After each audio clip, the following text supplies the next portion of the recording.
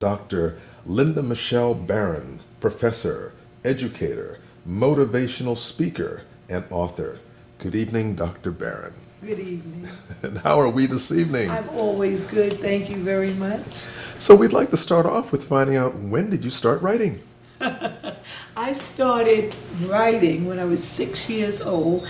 I don't know if others would call it writing, but that's what I called it.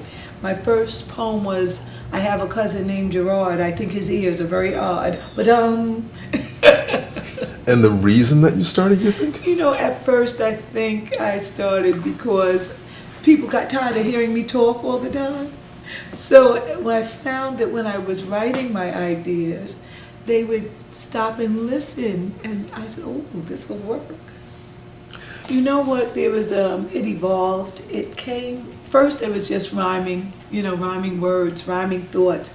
And later I was able to use poetry as a way to get inside myself and get to sense what was going on within me and communicate with others and connect with others as well. So it became a type of therapy for me over time, and also a way of understanding and bringing together my thoughts and reflections about life in the world. I think it evolved. Initially in junior high school, I thought I was supposed to be Edgar Allan Poe. I thought that's what poetry was.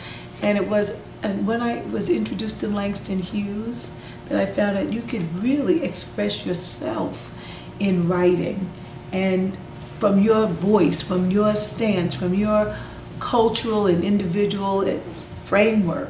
And that was opened the world up for me in terms of my expression and my capacity to interact. I think that in many ways,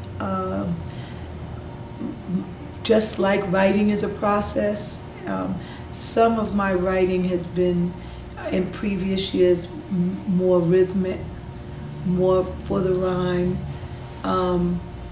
The messages have been such that they really dealt with issues about my identity, particularly the identity of being a woman of African descent, and those two identities, particularly woman and one of African descent. I think I wrote very consciously aware of those identities. Now when I write, I'm not conscious of what identity, it just is a part of my creative expression.